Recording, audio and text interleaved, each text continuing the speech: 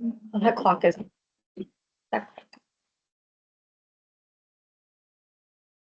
Oh, welcome. Hi. Hey, Carrie. How's it going?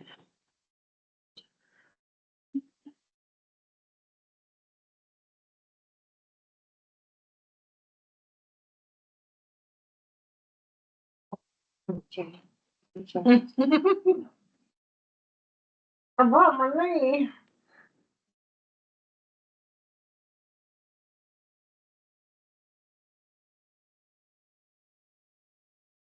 Guys, it's way too quiet in here. We were all talking at the end. Oh, got it. I got it. So you were out of the country? Yes. And were anything fun? Okay, this is the Public Safety Committee meeting for November 12th, 2024. We have, Councilmember Davis and Councilmember Hubler present, along with, well, I guess myself. Approval of minutes. I did look it over. Everything looked fine to me. Did you see anything? I did not see anything. Okay. We will move on to our department reports and presentations, beginning with East Pierce Fire and Rescue with Chief Parkinson. All right, well, I will ask, because I was having a discussion with Member Baldwin on stats. I can go through these, I can go through them fast, I can go through them slow, but I also don't want to tie up your time if you're not hearing stuff that's important to you. And so I'll give you a little bit of context for stats and how the fire department looks at them, and it might help answer a little bit. Predominantly, my elected body doesn't look at what you see monthly because they don't tell the story of how the fire department's actually functioning very well. They don't paint a picture, but it's typically what people want to know is, well, how many calls did you go on? How many times did somebody call 911? But that doesn't actually tell us a whole lot about how our business is doing. In other words, we try to focus on how quick can we get to the person? How quick can we get out the door? Are we getting the right units? Are we seeing any changes in the types of calls that were going on? And so we refer to those by different staff that are also in the slide pack. But so with that, kind of my question, just to be a little bit more direct, is what information can I provide you out of stats that you're most interested in or not? I think response time is obviously Okay. high importance. Yeah. And so I'll kind of go through this, and maybe that's a bit of a rhetorical question that if you need to noodle on from meeting to meeting. And I can always have our data analyst produce most anything if I can whittle down what the actual question is. But if I flash forward into in your packet to page 9, it looks like, and you've got a screen that's got several tables on it that seemingly are pretty hard to digest. But this is when I said the stuff that my board looks at, it's actually this type of information, because it's taking a look at how long does it take us actually to get to an incident, and how reliable are our units, or how often when somebody calls 911 do they get their closest station. So understanding what you're looking at on this slide, and I'll just focus on this one for staff this month. To the left, it says City of Bonney Lake, and to the right, it says Station 111 First Due Area. So the difference between those two things, the City of Bonney Lake is stats specific to the city boundaries. But understand the city boundaries are covered by 3 different fire stations. So not only the Bonney Lake Fire Station, but the Prairie Ridge Station covers kind of, if you think of maybe Midtown, Safeway, 214, that area. And as you get out to the east end of town, then Foothills Station on 234, just picking up that area. So large service area, and actually some of the stuff that's over on the east side of the lake right now is actually being picked up out of Station 115 on the east side of the lake. So potentially kind of 4 stations picking up. So that's telling what's happening within the city of Bonney Lake. Over to the right is the Station 111, or the Bonney Lake Fire Station First Due Service Area, which is some of Bonney Lake, but also some of not Bonney Lake. So it may extend into unincorporated to the north and to the south of Bonney Lake. So it's painting a couple different pictures of how we're doing. the different lines on there count our number of 911 calls. So how many times we're actually dispatched and go en route. And then you go into different stats like travel time and response time. And so travel time is the distance between basically when we put the vehicle in drive and when we put the vehicle in park. Versus the response is taking into account the total response. So it's from when we're alerted to when we get on scene. So it includes something that we call turnout time, or the amount of time it takes us to be alerted and get into a vehicle and head out the door. And so we measure those in a couple different things. Industry-wide, we try to look at everything at the 90th percentile. A lot of people always default to things like averages or 50th percentile, meaning half the time you do something better or half the time you do something worse. We try to focus on the 90th percentile, meaning anything above 90% is typically a data outlier that you kind of wipe away, but 90th percentile is what you can reliably say. At our slowest, this is how we perform. So we're at least going to be able to perform to that standard, but most likely faster than that.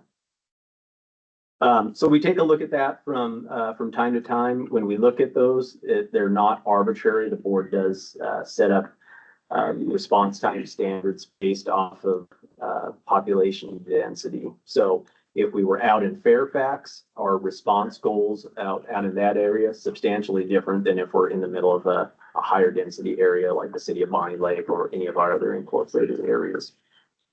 And then the bottom table shows reliability. And again, just what I'd said before, reliability is our measure of the amount of time that somebody calls 911 and gets their fire station to come to them. So whichever station is closest, it's how often that happens. Our goal and industry goal is that at least 80% of the time our closest station is reliable for the person who calls 911. It doesn't mean all the time, but so 80%, 4 times out of 5, when you call 911 in Bonney Lake, you're going to get your closest fire station.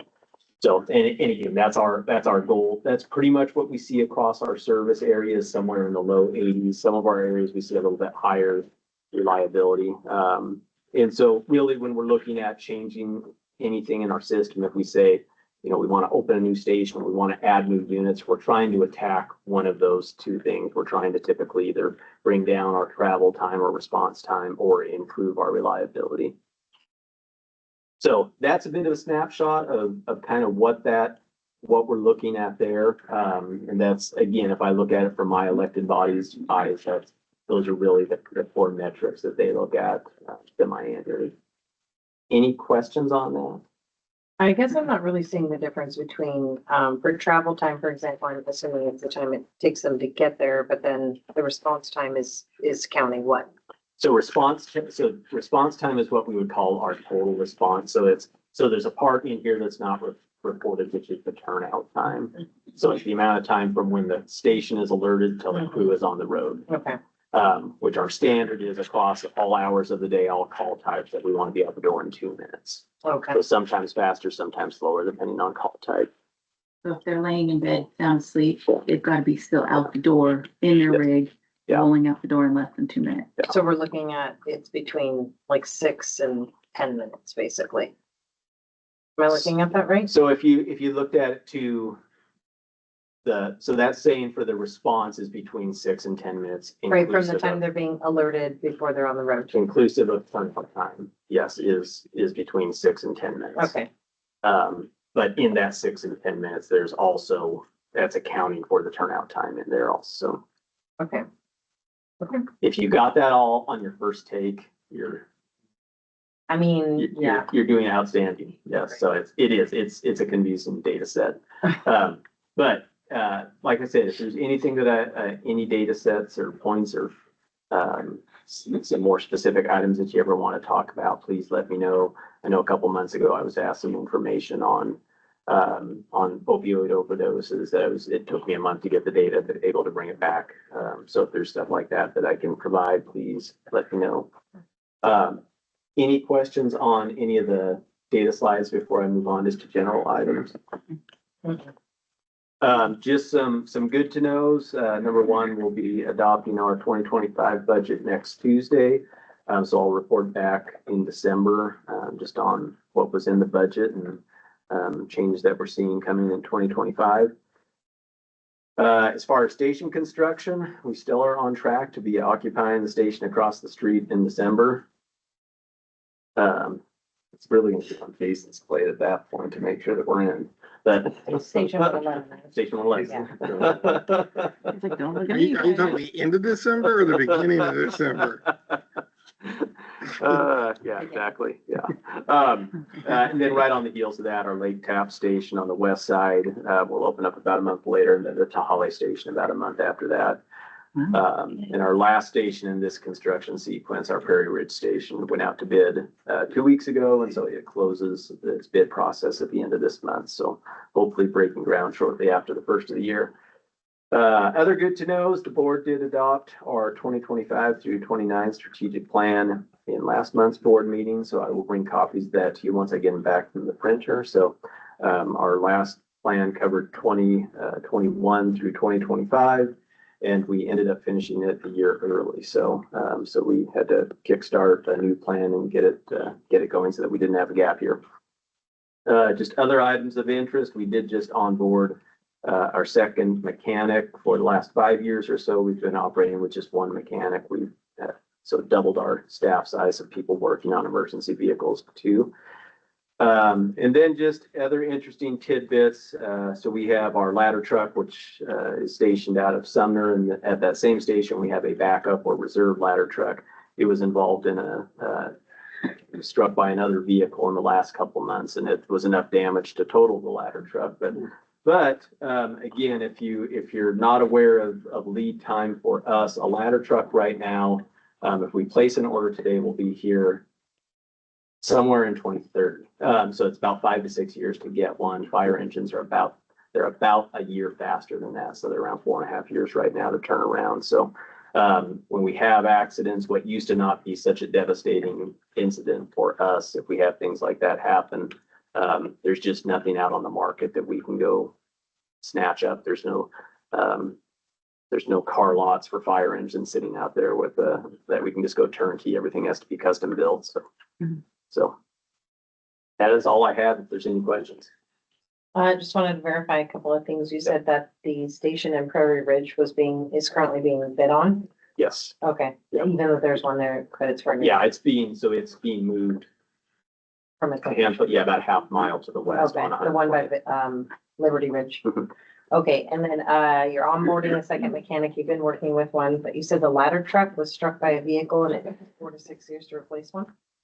Yes. Okay, so I did hear that. Yes, you heard that right. It was our reserve. So that's the good news, A but reserve but, ladder truck. yeah. was- But that So- means when the main one Is that- needs yeah, that service means or a that- break, That means that the main means one's they out. have It's no a ladder fire truck. engine now, so, yeah. Okay, do you guys have any questions? for that? No, thank you, chief. Okay, all right. Okay, we're gonna move on then to the Bonney Lake Police Department monthly report. Chief Barry. Thank you very much. So I'll just touch on a couple of, actually just one of the patrol activity highlights that are in there, and then you can certainly ask questions before I go on to the statistics. That's the fire Bonney Lake High School. Can't remember who I discussed this with, so I'll just discuss it one more time. We did identify the suspect. It was an arson, worked great with East Coast Fire Rescue and their fire investigator. And that person has been identified, and the case has been sent to felony prosecutors for charge. Awesome. Is it a student? Can't say. You might ask, well, why weren't they booked into jail? Because that's not a crime that Raymond Hall would have taken them for. However, in that amount of time, we've actually had some good things occur in the news media that brought some things to light. And we're now able to book domestic violence assault suspects that are juveniles into Raymond Hall. And that's something we have not been able to do for quite a while. So Wow. that's good. Obviously, our suspect that was identified was a juvenile. He cannot confirm or deny. It happened immediately after homecoming. I can tell you that. Guess you just learned the media and lots of stuff. Any questions on the highlighted instance before I move on to statistics? No, but wow. There was some Yeah. fun stuff. It was busy. Statistically, we're still seeing great trends. When you just look at the crime statistics from 2024 to 2023, particularly if you go back to 2022, which was an even worse year, while we're seeing crime stats. Really don't just remember those are coming off of record highs, but I'll get into that in a little bit. But all in all, I'm really happy with the trend we're seeing in consistent reductions in crime. One interesting thing is that August was really busy for us. So you'll see that now at the very bottom, year to date, our calls for service through October have now surpassed where they were in 2023, which makes you think that we're busier. But while we might be busier, the reports written is less than 2023. So even though we're responding less to more calls, less of them are requiring reports, which means there a lot more suspicious people, suspicious vehicles, things that don't take a formalized report, which is also good because now I think our community is calling in more suspicious, right? And for me, that reflects trust in the police department. Now that they didn't have it before, but the more we can get people to see something, say something, call us in, the more crime we can continue to prevent. And those crime statistics actually seem to support that. If you compare that to 2022, which isn't on here, so I did the math real quick. In 2022, at this point in time, we were over 17,000 calls for service. So even though we're up this year, we're still just over 14,000. So quite a reduction compared to 2022. And if you look at reports, I can't believe I've done my math correctly, so I'm gonna double check these. We were at this point in time, 1,634 reports instead of 1,180, so almost 500 more reports. So then that's continuing to show that downward crime. So sometimes you look at calls for service, they don't really reflect criminality, right? They reflect people calling in to report things and hopefully they're preventing things. So those are good. Things I don't like are some of the traffic statistics, and you all drive the road, so you know what's going on out there on traffic. So I'm happy to report that in January, we're gonna try a new staffing model, and we're going to have some kind of hybrid patrol of traffic. So now that our staffing is back, when we're above minimum staffing, we can designate one officer specifically to be a traffic enforcement officer. It's important for council to know because you're going to get more unhappy citizens that they're getting tickets, and why are the police enforcing this? Thanks, chief. Because we consistently get people calling about Angeline Road in particular and other areas in the city about speeding complaints. Now in January, we're gonna have the ability to really put an emphasis on that. And that's our plan. So, forewarning for you. Thank you for that warning. You're welcome. And you said there's gonna be then one officer who's gonna be designated now as a traffic officer, or will there be multiple, or is? Hopefully one per shift when we're above our minimum staffing. When we're at our minimum staffing for patrol, we won't be able to do that. But the way we've kind of reallocated some resources, it's designed, particularly during our day shift and swing shift hours, when we have the most traffic complaints, to have an extra body to do it specifically. I appreciate it. Okay. All right, do you guys have any questions then? No. Okay, all right, we will move on to the prosecutor's office then, Dina Berg. Awesome. Thank you, Councilmember Baldwin. So I don't know if everyone in here's heard, but this is going to be my last Public Safety Committee meeting. I've absolutely loved my time at Bonney Lake, but I've accepted a position in another city. So, but I want to thank everyone in this room for making my 3 years here absolutely amazing. I'm really sad to be going, but an opportunity presented itself. So, and I absolutely mean that. I've enjoyed working with everyone, staff and elected officials here. So Now I have to get to know someone else. yes, you do. There's two attorneys that are going to be from Inslee Best that will be helping out with prosecution. One of them is Maylee Barber. She actually used to work at the city. She worked at the city for 10 years. So she's going to be working. And then there's another person. Her name is Soon Park. She's a civil litigator who's is interested in prosecution and being in the courtroom. So those two attorneys are going to be taking over prosecution for the time being. Where are you going? Where are you leaving us for? Can I tell you off the record, maybe Yes. after? Yeah. Yeah. Just because we're being recorded. So, prosecutors report, we've been very busy. We had a total of 460, hearings. Still seeing a lot of, infractions. We actually had to add a second infraction calendar. We had one in October. This is all October stats. We added another one in November, just because we are seeing a lot of people, asking to contest or mitigate, their parking tickets from the Allen York Park. As I was telling Jason before the meeting, there's nothing wrong with the signage. It's not anything that the city did wrong. It's something new. People are still figuring it out and people are challenging it, but, Is that under where it says infraction contested and the infraction mitigation? yeah, so there's Okay. two different paths the person can go down. Infraction contested means they're saying like, either there's something, they didn't do it, like there's something wrong with the code, or the officer did something wrong, or it wasn't signed properly, so they're actually contesting the infraction. With mitigation, they're admitting that they did it, but they're saying mea culpa, please have mercy on me, lower the fine, it was a bad day, or there's something they're asking the judge to take into consideration. And usually for the Allen York Park ones, because it's new, the judge has been lowering the fine. Next summer, it will not be new, so those people will not get this was kind of a one-time deal that some of those people have been getting. And a couple other things I want to mention, we have community court graduation next Monday on November 18th at 2:30 p.m.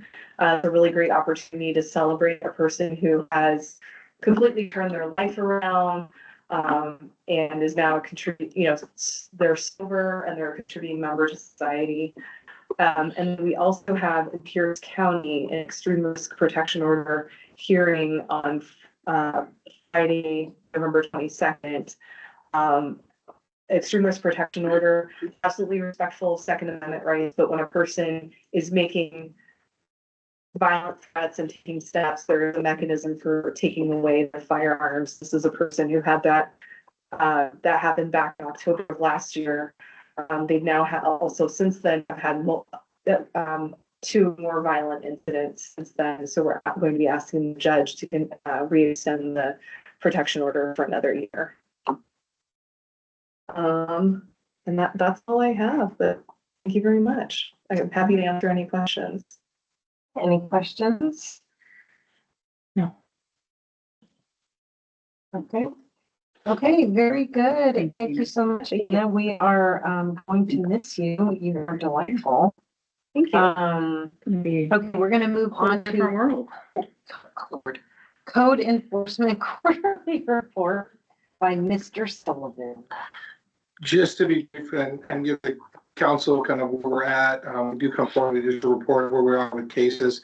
Currently, we have 31 open cases, we closed 31 cases in the last quarter. We received an additional 35 new cases. We currently have 135 cases open.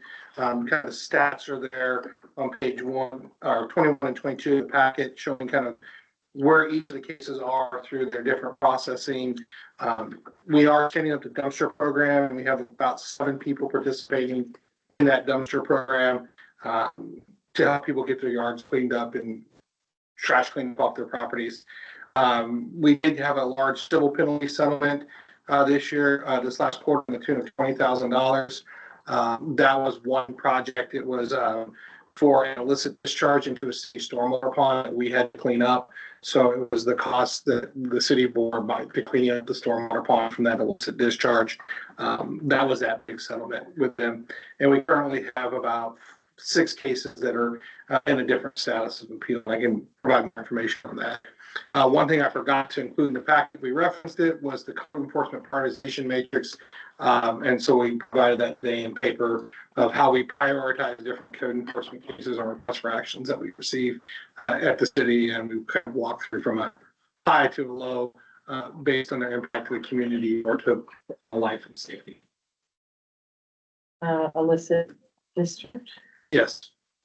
Illegal, not permitted, not allowed. Okay, just anything. It could be. Yeah, it was, It could be China. It could be. yeah, in this case it was sediment.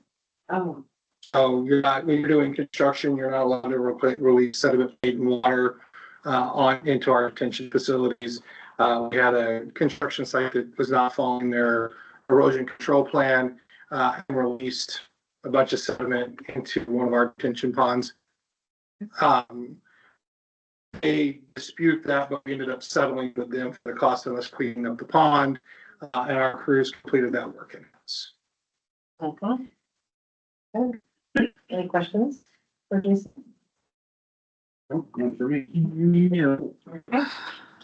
Okay, Regine, take it away with the emergency management monthly report. Yes, so really just for today, I wanted to highlight, we were able to pull together the full management team here at the state to actually exercise our, continuity of operations, continuity of government plan a couple weeks ago and had a great time. We spent about 3 hours together in what we call a tabletop exercise. They were given a scenario with facilitated action by our partners from the city of Puyallup.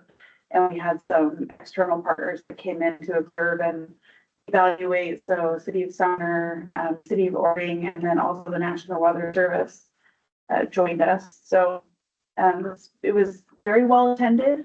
Everyone actively participated. So we got some great feedback and already looking for our updates next year. So, yeah. Just to make sure, so you were working through, can you explain a little bit more what this plan was, like what you guys were trying to, So we wanted to, we're heading into winter, so we want to make sure that our continuity planning for the city is accurate and complete. And so we separated all of the management team essentially based on their department, so they could look at their specific continuity, their section of the continuity plan and make sure that it was going to address their needs.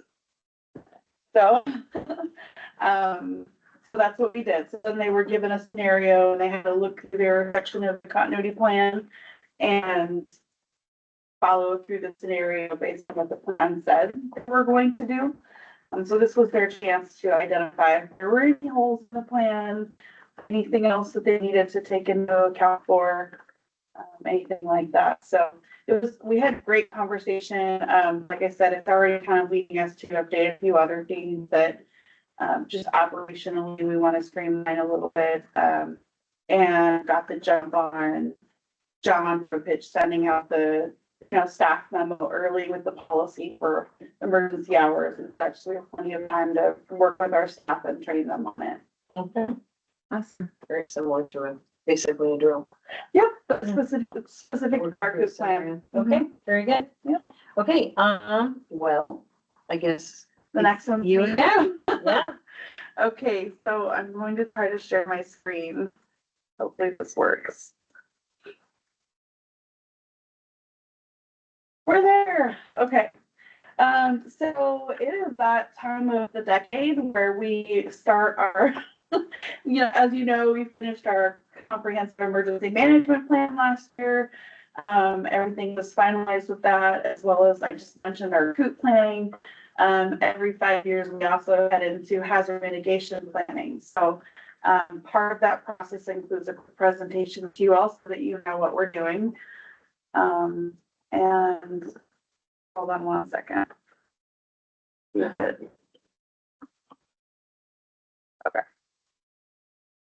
Okay, so hazard mitigation, just a really quick, this is just for the record. It's really any step that we take to reduce or eliminate potential damages to risks that we face. And it could be something as small as if you have a shelf, attaching it to the wall, or as big as property acquisition in an area that constantly floods. I mean, there's a whole gambit hazard mitigation, but essentially it's minimizing loss to risks that we face. The planning process for hazard mitigation, the city of Bonney Lake we have a current hazard mitigation plan. It expires in November of next year. The Disaster Mitigation Act of 2000 basically laid out that if a jurisdiction wanted the ability to apply for federal mitigation funding, they had to have an active approved plan with FEMA. And so, many years ago, the city worked with the county, and the county does a plan that covers the whole county. And there's an annex for all the different jurisdictions, and so that's how we've been meeting that requirement for at least 15 years. So this is our third or fourth update now, under the county's planning purview. So with that, the Pierce County Regional Hazard Mitigation Plan, and it does include 77 jurisdictions, not just jurisdictions, but also special purpose districts, school districts, fire districts. I know that East Pierce is going through this, and I believe even your district is going through this. So, and then it also includes every 5 years, we update what we call our hazard identification and risk assessment, our HIRA. And what that does is it identifies the hazards that are in the area and the risks, the level of risk associated with them. We use that HIRA in all of the planning that we do, so it's very important that it's updated every 5 years. So it's part of this process. You all will have a chance to really nerd out and look at the plan when it's all goes. It's actively on the website, and so it's we looked at, but there's our process and really in the profile of the city where the what it was district level is kind of full assessment community. Part of that change last 5 years integrate that through so with that comp plan, the other plan. We look at a full and do but we can't the hazard and do a risk assessment for and determine which ones are the most dangerous or have the highest risk for our community and what that looks like. So that's what we do design fire district law, but if federal funding project could do addiction or another focus and some of those become. We also do infrastructure assessment, so our actual infrastructure assessment is safe. And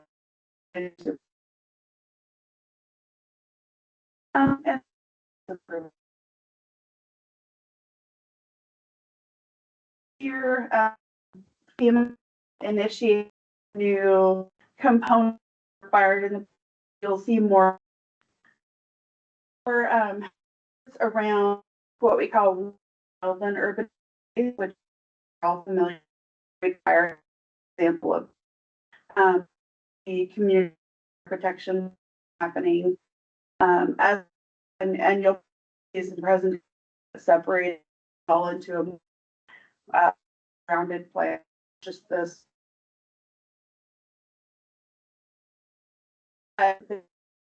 Really equity and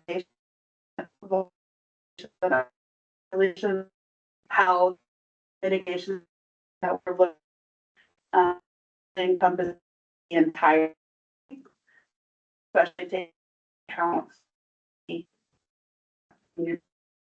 and change. We're going to be looking for related identified change. Oh, just a really snapshot.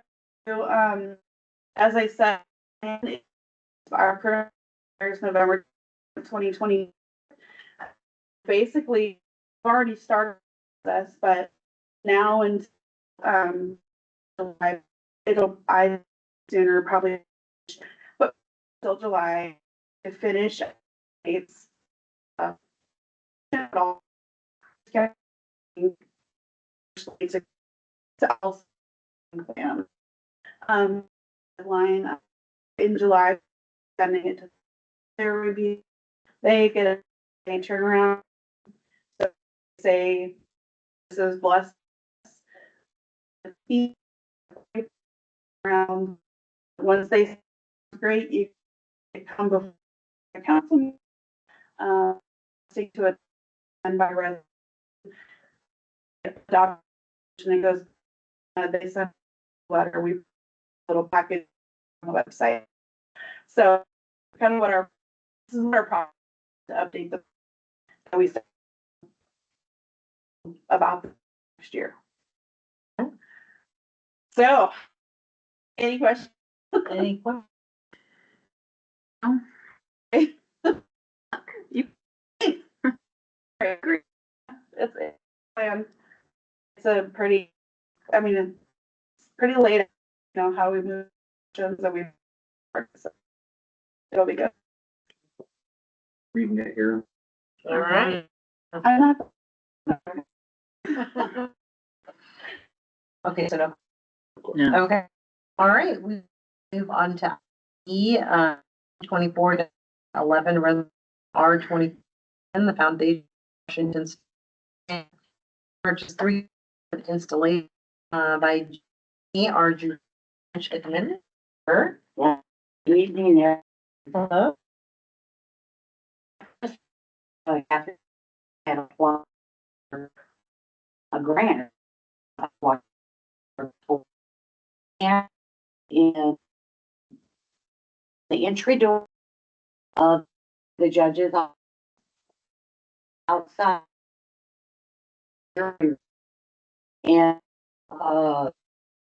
put it in the community view. And so, yes, I did that grant, it's awarded. So I, the purpose. Read them. And, said the quote did have a month maintenance of the dollars, which was listed. Game to get on Jason, and we were able to confirm that he covered in funding that is there.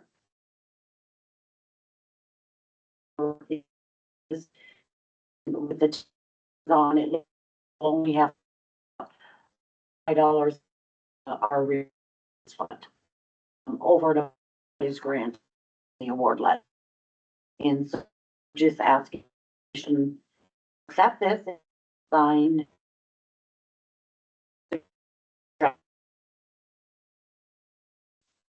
Yes, find me again for exact these cameras in the three. One in the jury is from the back. We have our our. Let's see. First floor. Is it? Oh, that's not. He's right. First floor. Building. There in the corner. Okay, so it's record the jury with that. It's outside, Okay. outside door, so that when the jurors get done, or, each TV out, then the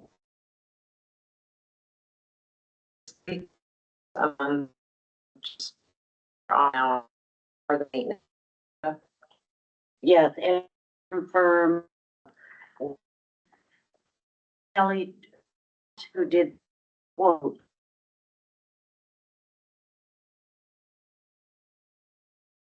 And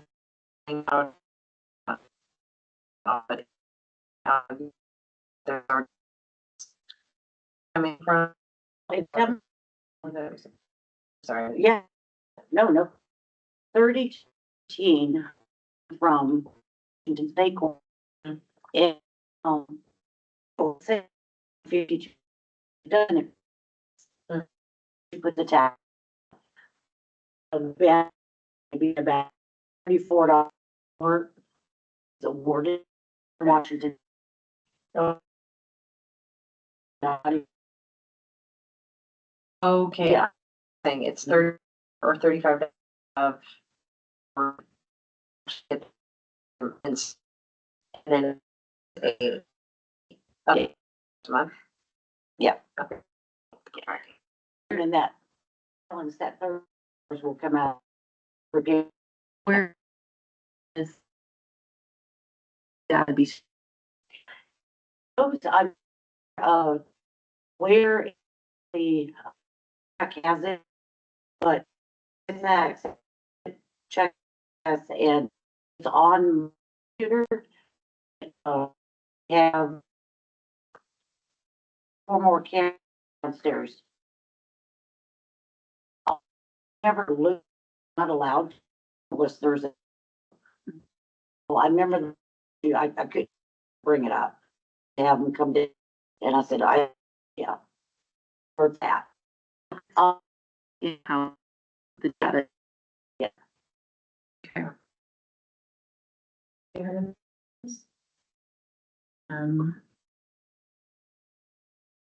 Jason, this will cover the month, Yes, facilities. we currently have security camera, secure throughout this facility and, yeah, and through our building. And I talked with Wayne to see if our current proposed 25-26 budget could take another 33 a month. And yes, we can cover that cost next year for the next plan and we take the maintenance cost. We're about to be about $11. Yeah, just, the other one is, it's just camera with no voice, Okay, so it doesn't audio. okay. Got it. Okay, There's a consent. now where would that go, Leslie? Do you want to have a consent or to? If we put it on the consent agenda, will I have an opportunity to tell them what it is? Mm-mm. No. You could talk about it, update that you give about what they're Okay. Okay. Let's put it on the consent agenda, if the two of you are okay with that. Yeah. Okay, I will give an update about that. on the November 26th meeting. It's in checking email just to confirm the storage location. Okay, I don't know either off the top of my head. Okay. I emailed check real quick. okay. Very good. Okay, thank you so much, Jerry. Thank you. We will go to item F, open committee discussion. Did you do anything you wanted to discuss? Oh, Okay, no, good discussion. All right, very good. Public comments? I don't see anybody. Is there anything online for comments? Okay, all right, and we don't have the back end, so I feel like that's all we have. Meeting is adjourned.